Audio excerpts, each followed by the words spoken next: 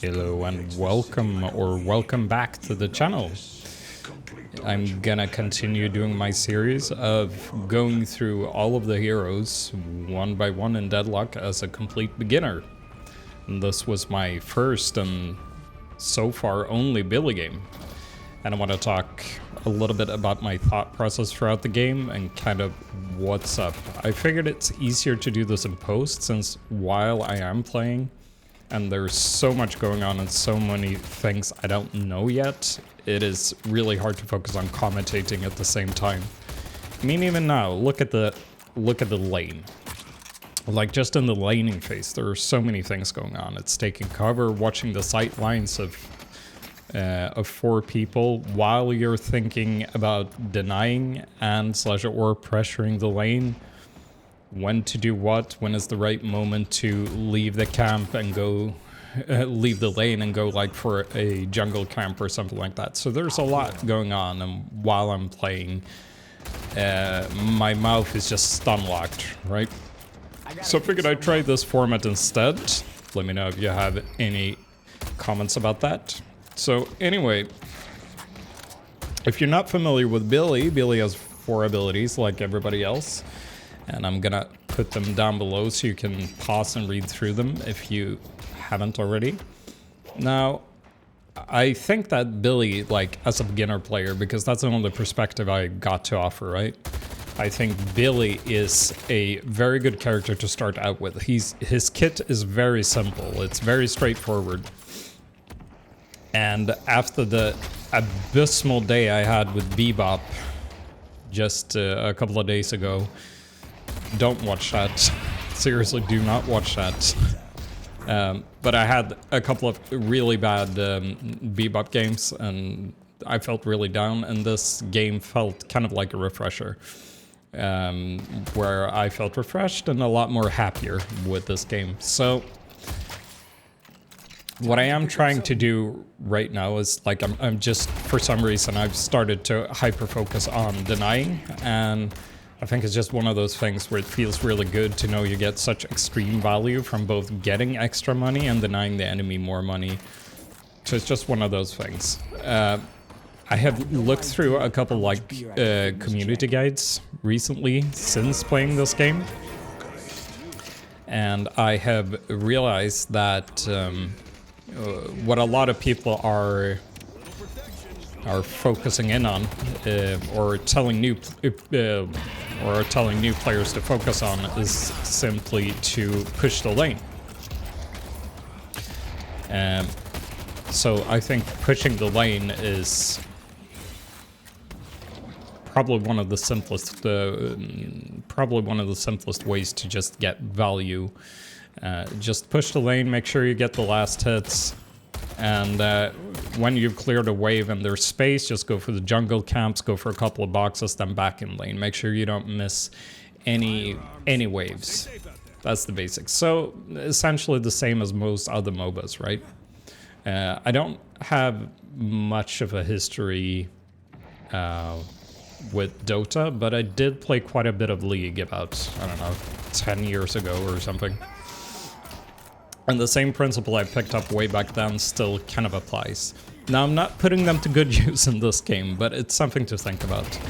So in this game, I was really focused on landing the second ability, the Rising Ram, and comboing that with Bash Down, and the third ability, which is Blasted. So the Ram knocks them up into the air, and then the melee knocks them down. This all does damage. And then the Blasted ability gets you more fire rate, more damage. Also, if you melee someone, you also reload your magazine, which is something that Blasted also do. I go for a cheeky jungle here, which is completely unnecessary since there's a wave there. But it worked out since that guy, I have no idea what that hero is called yet, since he ended up going for me. And I ended up getting some value out of it. Had a horrible trade though, he got the parry off, which is not ideal. Like, at my level, it's so rare that people actually parry. So that's not something I usually encounter. So I generally just throw heavy melees out all of the time, which is not a good habit to get into, I'm sure. But if I wouldn't throw them out frequently, I would never do them because I'd constantly be terrified of hitting a parry. So here, this guy is definitely overextended. We didn't manage to punish him. And that's just the thing when you're playing kind of a new hero or a new character in any game, where you gotta get used to the range of things. And it's not... You can't know what the range is before you played around with it. So I struggled a lot with the Rising Ram charge. I'd kind of gotten a little bit used to the Abrams charge, and this is much shorter. But it also doesn't require a wall for the stun.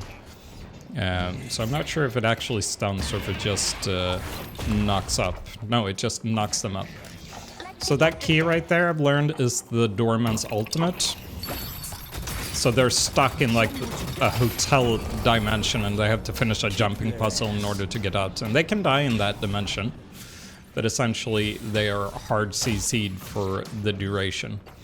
So now is a good opportunity to just clear those this wave out and then just go for the jungle. But I've already cleared the jungle, so there's not anything there. So I heard another thing, which was essentially what they were saying was, you know, every action in Deadlock should be preceded with you just clearing a wave, which is a good rule of thumb, I think. I mean, oh, and this is Seven's ult. I learned about this the hard way, which I imagine most people did, that it lasts forever. It doesn't literally last forever, but it lasts for a very, very, very long time. But it is completely blocked by line of sight, so, you know, that was a really bad 7 ult. It was really easy to dodge. Oh, and here we got the combo. And I could have pressed the bash again, the bash down. But I didn't, because my muscle memory isn't there. So, you know, this is lane, and lane should be finishing up soon. I find that lane generally ends around like 8 to 10 minutes. And this is a good timing to get the jungle camp, for sure. Where you have just cleared the lane, and then you go for the jungle camp. We'll get help from Lady Geist here, who has cleared their walker. So, essentially, one thing I struggled with very much during this game was what to do in the mid-game, or how to play in the mid-game. Because if you look at the minimap, you see that there are a bunch of different camps. There are a bunch of different little icons, and all of these icons represent something. I have, since playing this game, learned what those are. So the triangles are level 1 camps, the one we did right there in the jungle. Then you got the one with 1 bar underneath, that is a level 1 camp, and so forth. So those are camps. The squares are the Sinner's Soul Box, or whatever they're called, the vending machines, right? So what you want to do, like, what you want to do in the mid-game, which I'm not doing here, is once you clear the tier 1 tower, you want to decide either if you're going to farm or if you're going to roam. So if you are roaming, you're going to have more space to go do jungle camps and stuff like that, but you got to make sure that you can do them efficiently, and that only comes with experience. Like right now, I'm sure I could finish up like a tier 1 camp pretty quickly if I just use my abilities. But since the lane seemed to be pretty empty, I decided to stick around and farm for as much as possible. Even though right now I see Dorman is here. It's hard to pay attention to all of these things, that's for sure. And so here I am running a little bit lost. I have no idea what to do. And what I should be doing is go for that Sinner's box right to the left. And I think I just missed it. Yeah, it was right there to the right. There it is. Nice. Okay. So I learned this little trick. You can get buffs from this. If you wait until the last third lamp lights, you get a bunch of bonuses. And these are permanent throughout the entire game. So I'm starting to see kind of how the macro cycle is going to work. Like, you know, you clear your lane and then you go and grab a bunch of goodies around the map. So the jungle camps feel to me pretty situational. Like, you see that camp to the left. I just felt like, you know, I cannot kill that fast enough for it to be efficient. Here I am trying to stop the urn, and the urn is also a really valuable objective that you can run in the mid game. And I somehow missed the bash down there. Because the ram, I'm guessing it knocks them back a little bit as well. Here's his ultimate. There's a lot going on. His ultimate is like a tether to tether people around you in. And like, once the ability expires, it pulls everybody who's tethered to your location. So if you find yourself in an engagement where you don't want anyone to leave, you just pop it.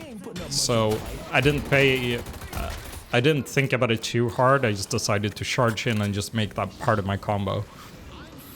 So here we are picking up the soul arm. We got a kill on that guy who was carrying the soul arm. And this guy is screaming something at me and I have no idea what it is. So I'm trying to make sure I don't do anything stupid, but it seems what I did in handing in the soul urn was satisfactory.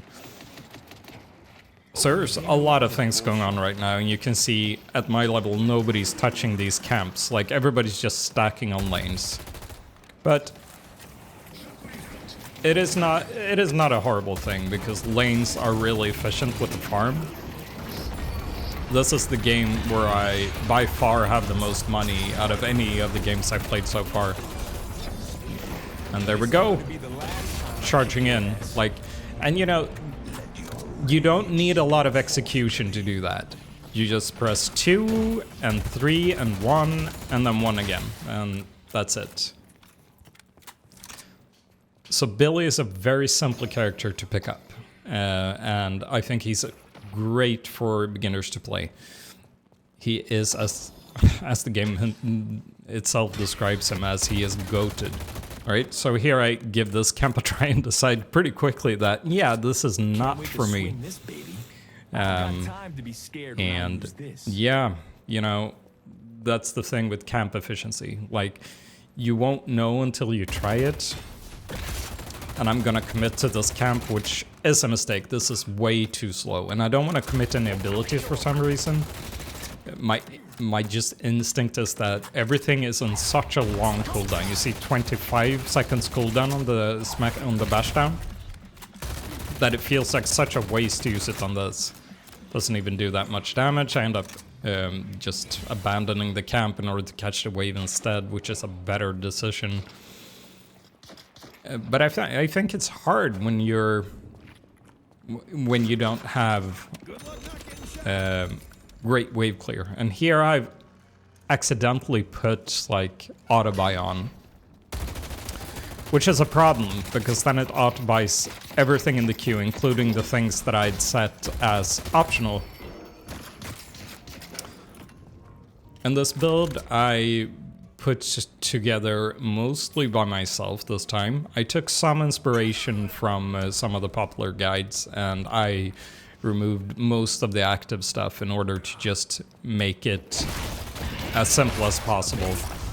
Like, the fewer things you actively have to think about, the more you can focus on actually working out how the game is supposed to play and kind of the flow of the game. So that right there was the Drifter's ultimate. I'm still not sure exactly what it does, except for remove your vision of like other units other than the Drifter. But it sounds scary, so I didn't want to do anything. I just wanted to play around my tier 1 tower and just sit there. And now we're just catching the cash from the wave and seeing if we can get a kill on the Drifter. I don't have any concept of how strong I am versus him, except now I definitely do. He's ahead of me. We're pretty equal to farm, but since I made that accident with like the quick buy thing, I ended up. I'm actually less than 13k in, like, because you retain like 50% of the resale value. So when you sell an item, you only get 50% back. So that was, so that's a problem. Even though I'm 13k, I'm more like, you know, 10 or maybe 11k right now. So that's an oopsie that kind of made me fall behind a little bit this game. And here is kind of what I was talking about in the beginning, where the mid game just feels like a mess. So I see that guy, I'm not blind, but I was just so baffled. I didn't know how to deal with it. Like, I didn't feel like I could kill him, which I totally can, by the way. I just decided to run. And here's 7's ult again. That ult completely saved the other guy. And got them a kill. So it's a really good zoning ultimate as well. But you can, since it's a channel, I'm sure you can interrupt it with all kinds of stuns. And this is my first time running in Furnace, which is this guy. Big auto attack that does lots of damage over time effects, and has movement speed. Just a general nuisance, that guy. They destroyed the Guardian on Greenwich. So at this point of the game, I am kind of at a complete loss of what to do. My brain is telling me that, you know, we need 4 people to push one lane, and then we have 1 person of each of the other lanes in order to just create pressure in order to get all of the walkers down. When you get walkers down, so first up, when you get all 3 of the enemy's tier 1 towers, you unlock one of those slots in the bottom left, which can be a huge power spike. And then when you end up getting the first walker, the first tier 2 tower, you unlock another one, and when you kill all of them, another one, and then finally when you kill 1 pair of the inner towers, you unlock the last slot. So that can be a huge power spike towards the late game, and is a great way to kind of finish off the game. Another objective that's worth considering in the kind of when you're looking to end or when you're looking to progress the game in the mid game is look towards mid boss, which if you look at the minimap, you see there's like a yellow icon. If you walk underneath in the tunnels there, you will find the mid boss, which is a really strong NPC. NPC are a really strong creep. And if you kill him, you get three revives for your team, so they're team-wide. So that is also a good thing to go for. I end up dying here to the Drifter ult, and frankly, I had no real thought process of why I was even there in the first place. I guess we were just kind of pushing the walker and seeing what happened. You see Doorman on the green lane, who's completely carrying this by his split pushing. He unlocked an additional flex slot just simply by pushing in the inner towers on the green lane, which was a really good move. We're gonna lose yellow for it, but it was probably a worthy trade-off. So what we should have done is backed off way earlier when they came back to... when most of them came back to just defend their walker. We should have just backed off. So...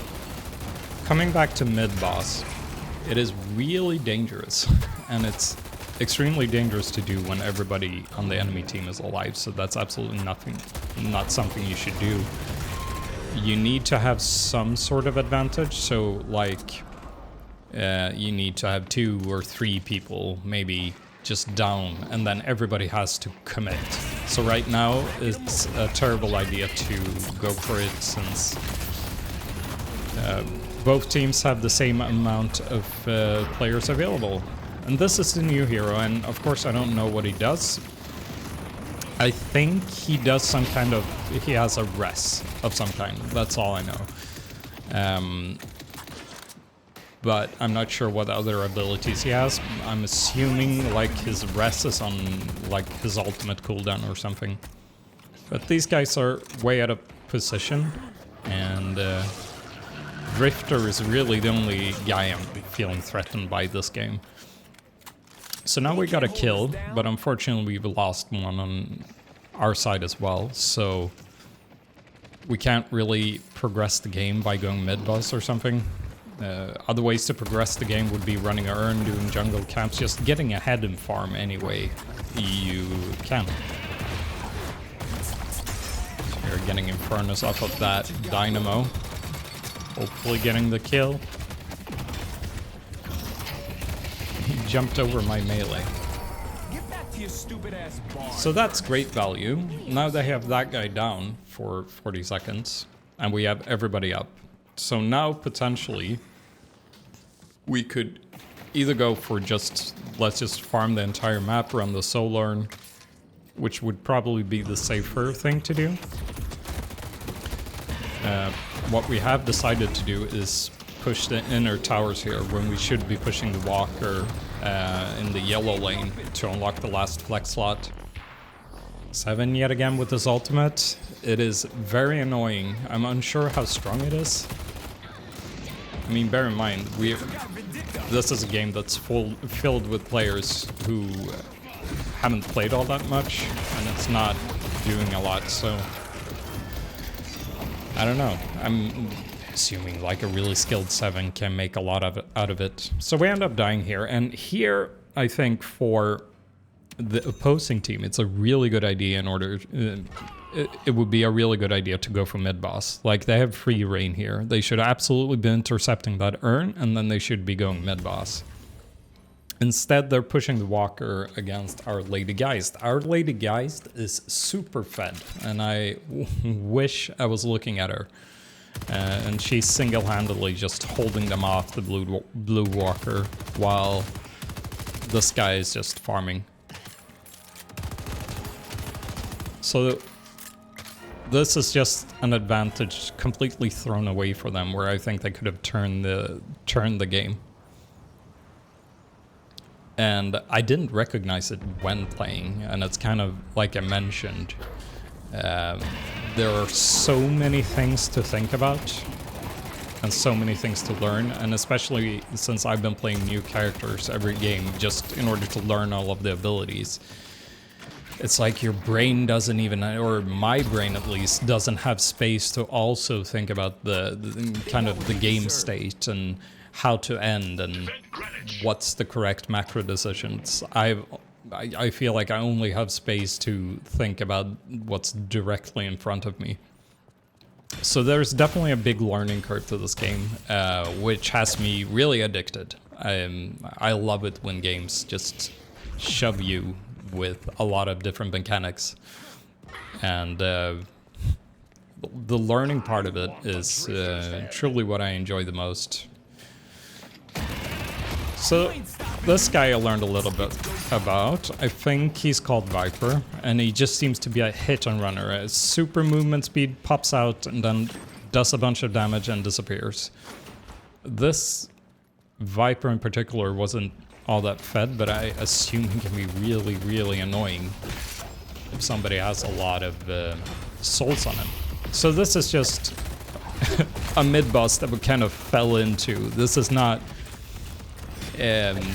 something that we probably should do, but we were chasing Viper and everybody just decided to go for mid-boss. So sometimes you just gotta commit to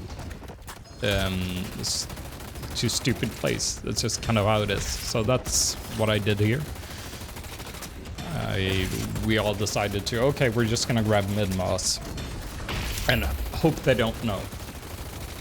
Which ultimately they don't mobilize in order to stop it, and that really gets us a big advantage in this end game, and we actually end up getting a kill while doing the mid boss. So somebody else on the surface level was getting a kill while all of this is going down. So it feels so nondescript because I don't know like 70% of the roster's names. So it's a lot of that guy. It's gonna get better with time, I promise. So you see under the net worth up by the portraits, there is 3 kind of guardian angel icons, and that means we have 3 extra lives. So whenever somebody on the team dies, we're gonna spend one of those charges, and it's gonna revive that guy within, I think it's 3 seconds or something. So here we've gotten a kill, and they go for some type of flank, get another kill, and they get a kill. And at this point, we're actually in a really good spot in order to push in.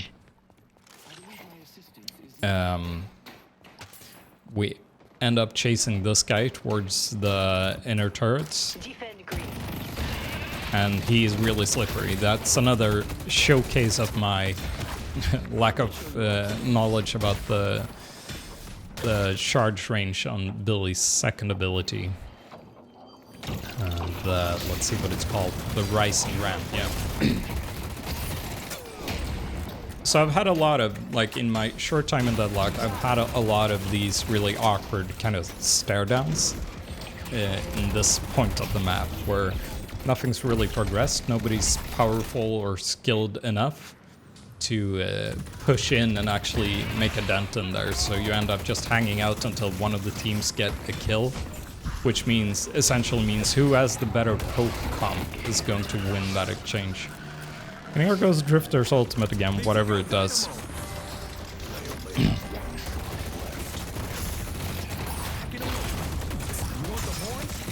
So, I have no idea what's going on in the team fight. What I am trying to do, however, is just make sure I slam my abilities and land them on someone that is going to generate some value, and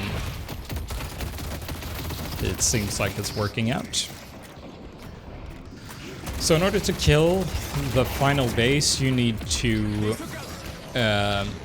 first take out all of the inner turrets. So each one of the lanes have 2 tier 1 turrets guarding the entrances. Once you have killed those, you have to kill 2 shrines on green side and yellow side. When that happens, the enemy's patron or the ancient is vulnerable, and then you kill that, and then that recedes into that big diamond icon that you see. If you look on the red side of the map at the base, you see a big diamond. The patron recedes there, and you have to kill essentially a second phase of that boss fight. And when you do that, you win. So we have just completely backed off here.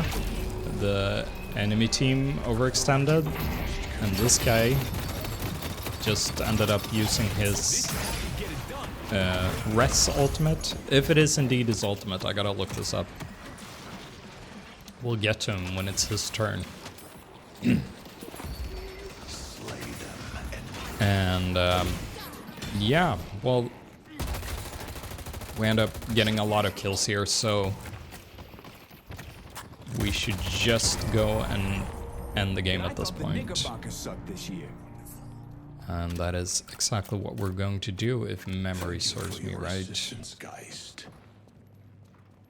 Yeah, so anyway, like, I'm enjoying Deadlock a lot. If you're on the sitting on the fence about trying it, or maybe if you're in my position and you're like a noob or an employed person, and you feel like I don't want to invest the time, it looks so hard, I'm not sure I want to like suffer through the beginning stages of just trying to learn this game, which seems massive, I would strongly encourage you to.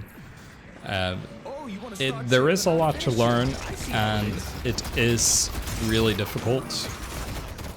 But honestly, I've been having a blast, and if you just focus on the small parts of the game, so like maybe focus on what your hero can do, or just get a build that works. Like, you know, there is a nice build bar, so there are a lot of tools available to you that you can use in order to make your experience playing the game much simpler. So if you're sitting on the fence, I would strongly encourage you to give Deadlock a try. If you're into MOBAs or third-person shooters at all, you're definitely going to. So as a beginner, I do think Billy is a good place to start if you're looking for a hero to play, or like a new hero to play. His kit is very simple. He has a lot of tankiness to him, like innately. So he's very forgiving. He's a very forgiving character to play. And he can have a lot of impact in the games for relatively little skill investment. So I would definitely encourage you to play him if you're looking for a new character to play or don't know where you should start when you're playing Deadlock.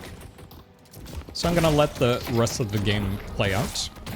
If you made it this far, thank you for watching. Hopefully you enjoyed this video. There's a lot more coming, so please like and subscribe if you enjoyed any part of it. And please let me know in the comments what you'd like to see next, or what you would like to see improved or changed. Thank you.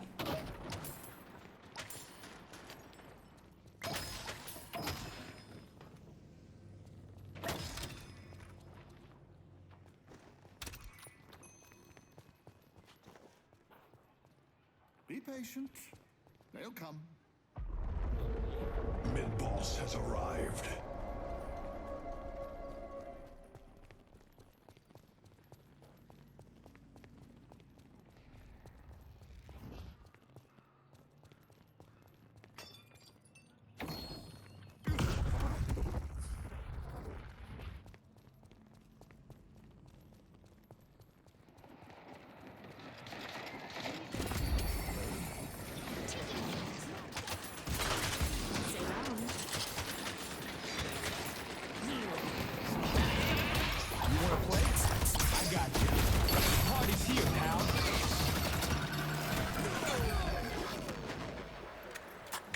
My reign has just begun. Ain't gonna get very far.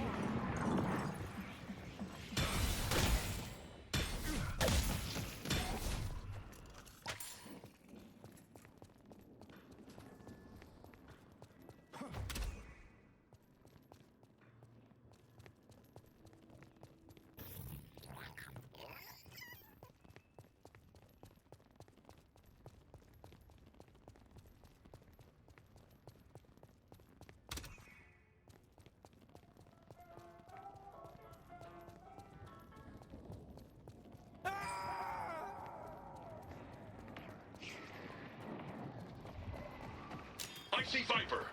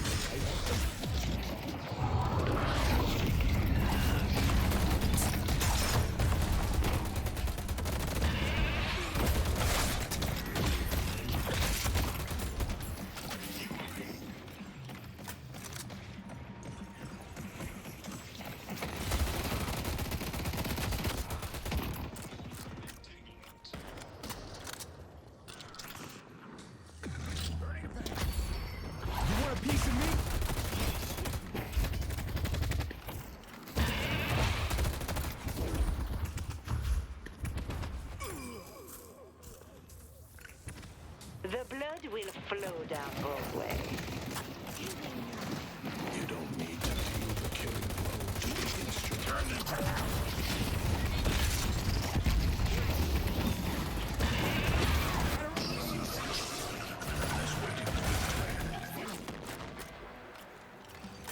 They got what they deserved.